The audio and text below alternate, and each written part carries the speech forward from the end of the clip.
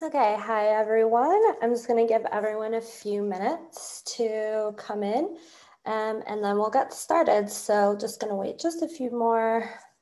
Oops, sorry. Ah!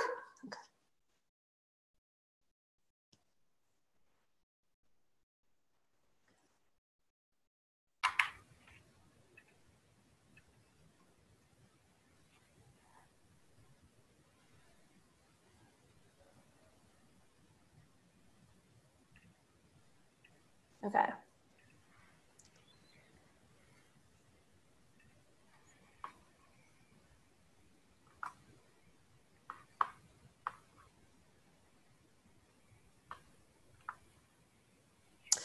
Okay, so let's get started.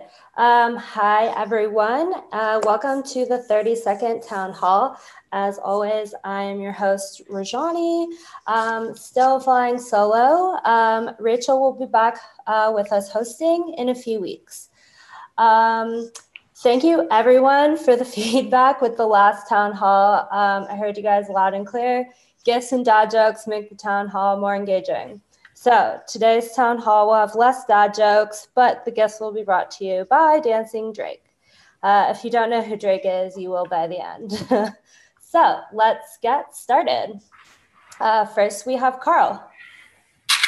Hey, everyone. Can you hear me? Yep. Great. So I just wanted to give a very, very quick update on our financial position. I have only good news today. So we made the decision last week to sell some ETH at what was $178 average, and we have secured more fiat. We now have runway for the entire team in fiat that brings us through to January 2020. And I'm cognizant that the volatility of the organization's crypto assets can induce uncertainty, but we have, in my opinion, a reasonable balance right now. We still have a large ETH reserve to retain upside potential, and we're in the best financial position we've been in for months. So we'll continue to give rolling updates on this, and hopefully we'll have only more good news to come. Anyway, that's it for me. So thanks, everyone. All right, thanks, Carl, and thanks for that fantastic update. All right, next we have Build Week. Okay, oh, my medals didn't show, but thank you everyone who participated and helped out during Build Week. It was a really successful week. We had 13 amazing projects, and here are the winners. First place went to Embedded Chats with URI and Richard. So congratulations, guys. Second place went to Continuous Subscriptions with Barry. Congratulations, Barry. And third place went to Keycard Meta Transactions with Andrea, Dimitri, Michelle, and Guy Louis. So congratulations all for everyone who participated. All the projects were amazing. You guys all killed it. Voting was decided on a voting dApp, and I also asked some of the community members to weigh on their favorites. The voting pretty much matched up with the voting dApp. So yeah, winners, you will be receiving your prizes soon. And later today, a recap will be posted, and everybody can check the links that are shared. All right, now we'll hear from Nabil with a Reich update. Hey, so you guys have probably heard about Reich and what it's used for. So I wanted to quickly give an update on how that's going. Basically, we're looking for a piece of software. Considering we're a remote team, we don't have a whiteboard that we can all look at. And it's remote collaboration is hard, we all know. So we're just testing out different tools, and Reich is a pretty good balance between overly powerful Microsoft project style software and something that's easy to use and hopefully doesn't take up too much time, with the goal of increasing visibility for timelines and dependencies, and also making sure that some teams aren't overburdened. So what we found in Q1 was that there was a lot on plate for certain swarms, and that ended up us setting unrealistic deadlines on when things will get done. So the goal is that software like this can help. So we're in talks with the right team to basically continue. We're like extending our trial by as much as we can. So we have about 10 days left to use it. Everyone should have an invite to check it out. It's a pretty expensive per seat license, and you need a 1-year license agreement. So we want to make sure that it's going to be useful before we invest the money into signing up for it, because it's a pretty significant cost. As a good rule of thumb, if it takes over 10 hours of work or it's a significant milestone, it's worth it to be tracked inside of Rike. You can see an example on the next slide of what a typical project would look like. So you can see this is the DApp store swarm.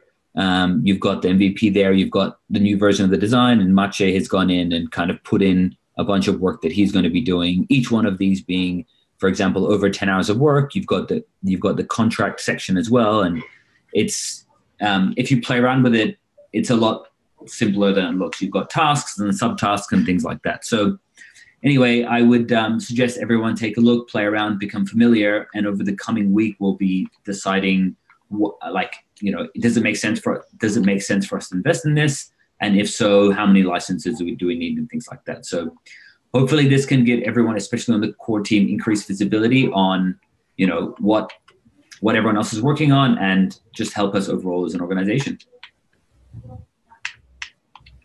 Great, thanks, Nabil. Super helpful. All right, now let's jump into our swarm updates.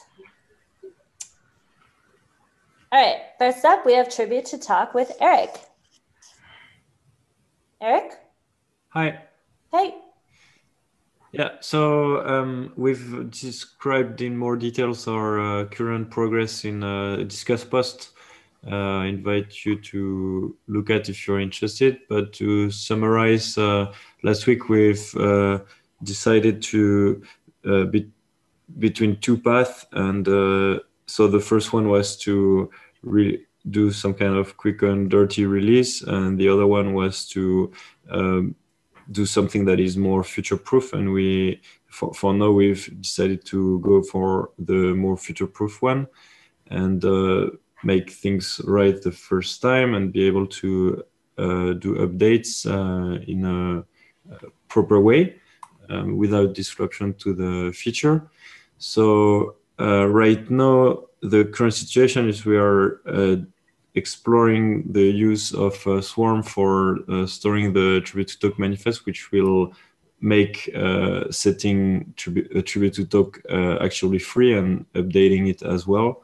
So it has quite some advantage. Also, there's some feedback from the contract auditing, and the firm that does the auditing rightfully exposed the concern that if we use a contract, then it will give someone the possibility to spam during the small window when someone is setting his Tribute to Talk and before it's actually put on chain.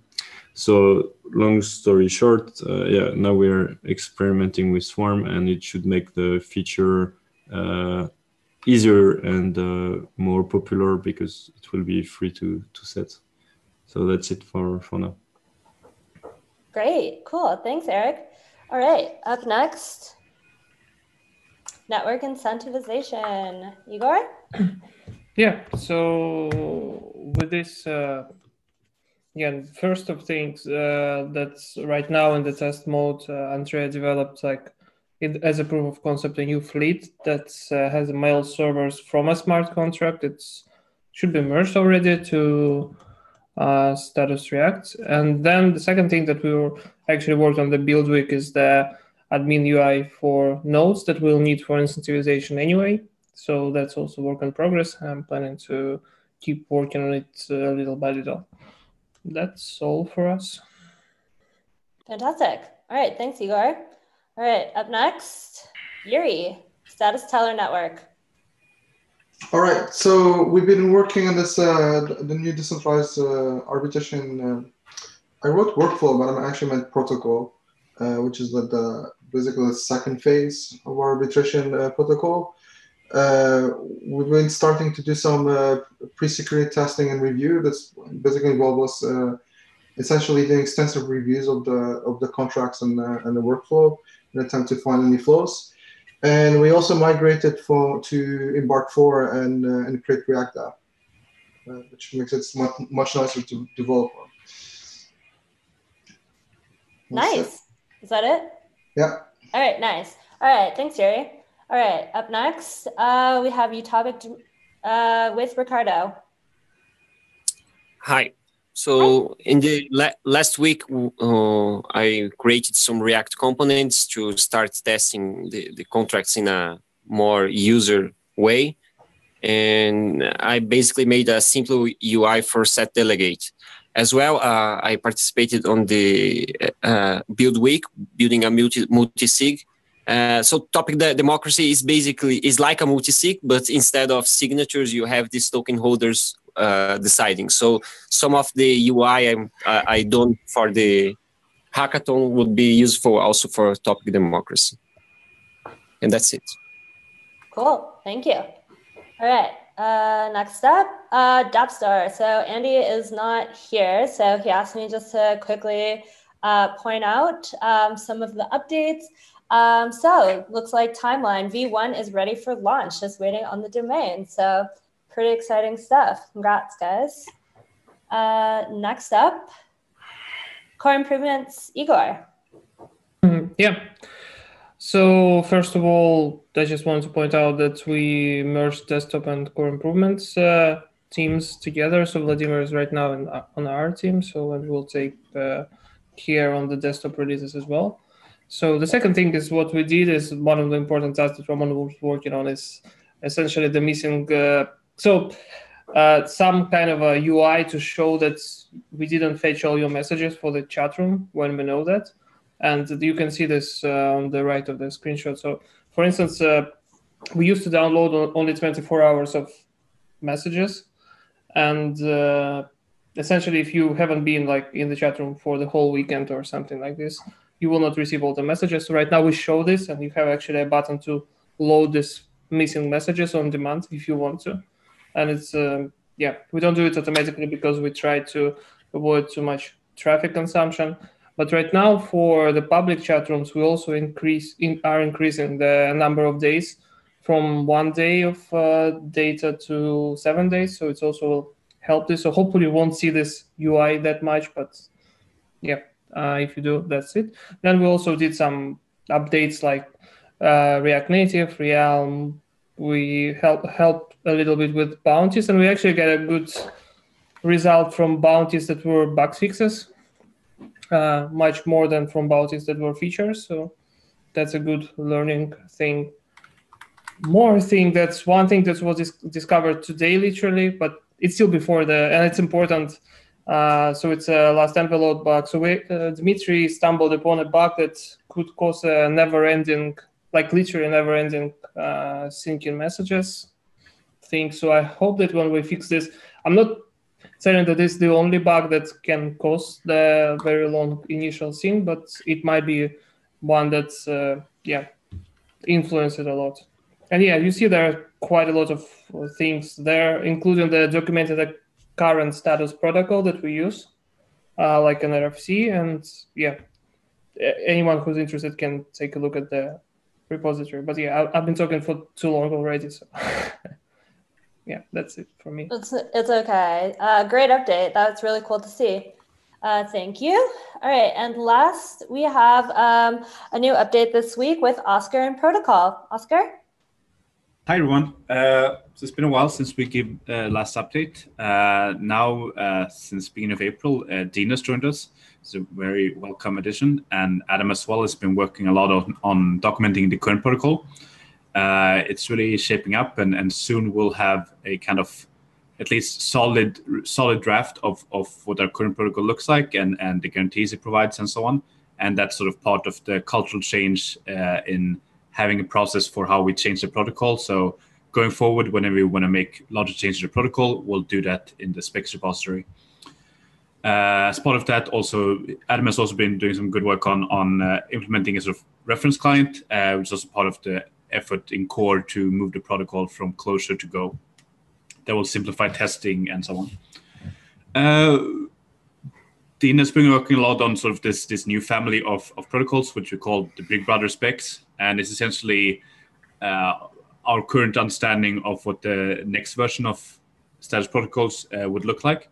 And as part of that, we've also been working on a peer-to-peer data synchronization survey, which is kind of turning into its own paper. We also have these bi-weekly calls that are kind of similar to the core dev calls or Ethereum 2.0 implementation calls with other interested teams in the space to sort of provide solid foundations for messaging in Web3. And then recently we also had this sort of basic Swarm PSS proof of concept that's slightly related to PSS, but it's more kind of like a spike to see, sorry, to data sync, but it's more kind of a spike to see what an alternative stack would look like. And we also got a shout out this week in Ethereum together with Chaos Unicorn and the winner, Yuri's Richard's embeddable chat. In terms of next priorities, it's about defining a minimally viable data synchronization specification and proof of concept, as well as sort of finalizing the sort of first draft of our current protocol and providing a more clear interface to other products in space like Validity Labs and NIM and so on. So we are not blocking them, and it's clear what we need from the sort of parts of the protocol stack they're working on. That's it for me. Thank you. Cool. Thanks, Oscar. All right. Great updates, everyone. Now we're just going to jump into normal team updates. And we actually only have one this week with Keycard and Guy Louis. Yeah. Hi, everyone. Can you go to the next slide, please? Yep. Yeah. So with regards to availability of the cards, the factory had several delays, but we're now ready to go. So we have 2,000 cards at our logistic provider, which is in France. They're ready to fulfill orders for worldwide shipping, and from today, actually. So we have about 500 developers who signed up and provided their GitHub accounts to get some free keycard to test. They will ship tomorrow. And about you guys, I mean core contributors, I'll send you before tomorrow a coupon code. You can use on our website to receive a card for free, of course. And yeah, it would be very helpful if you can provide to me any feedback about the experience to order it, receive it, and the look and feel of the products. So we can make it even better in the future. Can you go to the next one, please? Yeah, so we have an e-commerce site now. It's getkeycard.com. It's going live tomorrow. It looks pretty simple, as you see and as you will experience it, but it's simple and we can probably make it better, but it works. And I'm really confident it will be quite reliable for a smooth launch. If you can go to next slide, please. Some characteristics of this site quite quickly. So it manages all VAT rules, especially the European one. It's legally compliant with GDPR, European warranty rules. So thanks, Sonia, for all your help on that. Payment can be done with Visa or crypto. So for now, it's ETH, Bitcoin, and Litecoin. It's powered by Coinbase Commerce for now. I try to have as much automation as possible with the site. So returns management are semi-automated through a portal, and all invoice management and logistic fulfillment, which is the big stuff actually, the logistic fulfillment, is fully automated. So there are a lot of improvements. We've got a first version now. Main improvements are to use an open source framework. We use Shopify for now. We could use WooCommerce, that's open source. Accept ERC20 tokens and obviously SNT. And there are also some smaller stuff coming mostly from Shopify limitations. Next one, please. So what are our main development priorities? A couple of things. Of course, we want to integrate Keycard in Status Android build with a great user experience. Of course, we want to integrate Keycard with the Ledger Nano X. So this is for Android and iOS. and this is working over Bluetooth. We want to enable payment with Keycard. So that's what we call point of sales use cases. There's been some discussion in the channels and in status about that. And obviously what the team did for the build week. And we want to enable super easy onboarding for new Keycard users for these payment scenarios. I'll explain more about this after. Next one, please. So first, as per the integration in the Android app, we now have a fully featured Android build. We've got that for about 2 weeks now. I call it the MVP on this planning. We're in a phase where it's been tested. Bugs have been listed. So thanks for all the work from the testing team about that. And they are being fixed. And here also really kudos to Dimitri for all the hard work to fix all the issues. We can use the app for real now. We can also have more UX feedbacks. And we will be going from tomorrow through a new round of user experience discussion and improvements decision to make the experience better. Because here, I mean, you really need to use the app with tapping the card to make sure about the user experience. So that's what we're doing. And the goal is that all this works leads to a very smooth user experience by the end of Q2. One thing to note quickly is that Keycards, account that are Keycard base use different paths for wallet and chat key. So this creates some user experience issues that we will fully solve only when we will have a multiple account wallet experience. And these issues there are two things, basically. I mean, we need multiple account management to manage funds that get to the Whisper path. That's one thing. And the other one is, for now, if you import a mnemonic to a Keycard, you won't find the same identity, same 3 words that you would get if you imported this same mnemonic into a non-Keycard status account. Next one, please. So as per Ledger, we have progressed a lot. We have a Ledger app now with a secure channel. It signs transaction. It can export Whisper keys. For now, we are blocked. We need some samples from Ledger to finish all the work, especially about Bluetooth low energy. I mean, the Bluetooth link, and do all the testing and have a Ledger review the app. Michele has made some Keycard API and applet evolution to support the Ledger use case. Main thing being to manage a hard wallet that has its own UI. For instance, hard wallet that manages itself pin entry on the hard wallet. And on the app side, we've defined the user experience flows. Dennis did that before he left. And we still have to do, there's still a significant work to do all the app implementation. So all the React implementation that will be common between Android and iOS. And all the platform specifics, basically Bluetooth for Android and iOS. And we also have to decide how we integrate Keycard within iOS. And maybe we'll use the Go SDK. Yeah. Next one, please. So, point of sales and payment scenarios. There's been some great demo last week. So we provided some details there, so I'll be quick. And there is the demo that Andrea did that you can check, and the Discuss post about that too.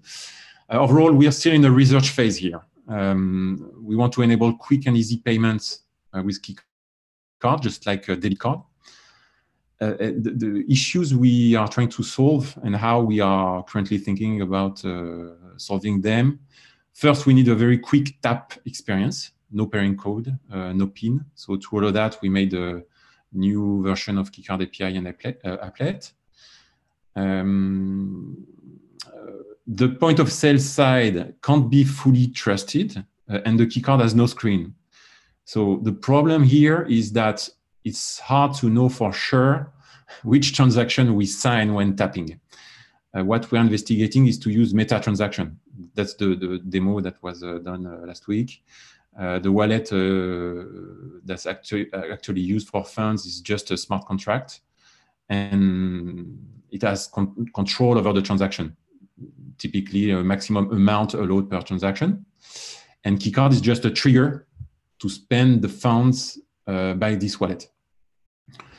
And another issue is, what we're trying to build with Status here is really an open network of payment terminals. And on the other hand, point of sales are custom hardware and softwares.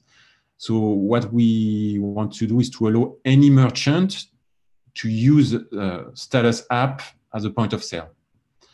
And more precisely, the approach is to enable dApps within Status to become Keycard point of sale, meaning we will implement a native function that a dApp can call to prompt a receiving screen. This receiving screen being able to accept Keycard payment. Yeah, next one, please. Last one, and we are clearly in a research phase here too. We want three things for new Keycard users. So 3 use cases. First one, that when you get a brand new Keycard, for instance, you're in a shop where the tenant is part of the teller network and sells crypto in exchange of fiat. We want to be able to top up a brand new blank Keycard very easily. That's one thing. Second one is that we want to allow prepaid cards, so either in shops or at events. And the third thing is that we want the user to be able to spend this crypto easily. And when I say easily for these 3 cases, this means before setting up a full Status account with the Keycard. Because setting up Keycard Status account completely, it takes some time. It's a process. I'm not saying it's difficult, obviously. We're working hard to make it smooth, but still it takes some time and some effort. And we want a very good in-store experience or a very good teller experience. So we want the user to be able to do these 3 things in a snap and do the full creation of a Status account on the card only after, when he's home, for instance. So we need to make a Keycard protocol evolve for that. Next one, please. So this is a last word. We're really glad to have some PRs coming from non-core contributors. This is starting. We've got, for instance, Keycard support merged in Geth by the Ethereum team, sorry. So kudos to Andrea for all the support that he provided. And we've got 2 fellow projects, Grid Plus and the ID Pass, that started to submit PRs for Keycard. It's pretty recent, actually. This is coming from last week. They are in a logic to add new features. So there are discussions, but they have submitted the PRs. And the great thing about this is that it's only starting, since with all the Keycard we are going to send tomorrow, that's definitely only the beginning of these cooperations. And that's it for me for this update. Great, thanks, Guy-Louis. Super excited to hear all about the Keycards and can't wait to use my Keycard. All right, jumping into Q&A. So we had some questions that were submitted from Status Chats, Townhall questions. So the first question was, what's the Status communication performance if there is hundreds of millions of users online at the same time? Does anybody have a thought on that answer? I can give a brief one. It's not good with 100 million users. That's part of the problem with Whisper, as well as the way we're currently using it.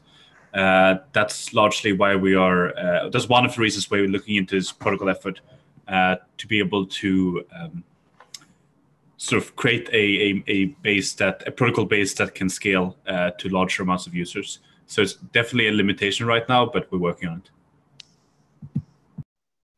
Great, thanks, Oscar. All right, next question was also submitted. Are there conditions for operating a status node, such as having a minimum number of S&T? Anyone? I think I can try to answer it. It's still in discussion, but I guess right now we're like trying to make this unnecessary, like minimum number of S&T at least to start with the network. But yeah, we are just researching different possibilities.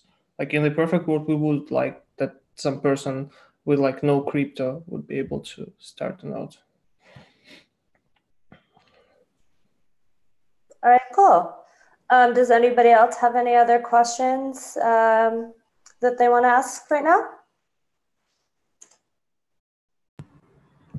I can just briefly on because there was a second question, which is how many nodes need to run the status network to maintain status ecosystem in the future? Sure. Yep, jump in.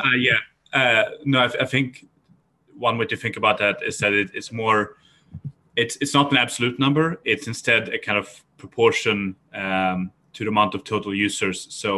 So given that you have 100 users, then maybe you need at least 10 people who runs or one or whatever. You need some amount of users who run these sort of nodes with extra capabilities and so on. And the goal here is to make it as easy as possible for people to run these nodes. But it's not an absolute number, but it's more sort of scaling with the number of users. Does that make sense? Yeah. Cool. All right, thanks, guys. All right, so does anybody else have any other questions? Okay, so then that wraps up our town hall. Thanks everyone for all your updates and inputs. And I'll see you in 2 weeks. Thanks everyone. Thanks for joining. Thank you. Good job, Johnny. Thank you. Cheers.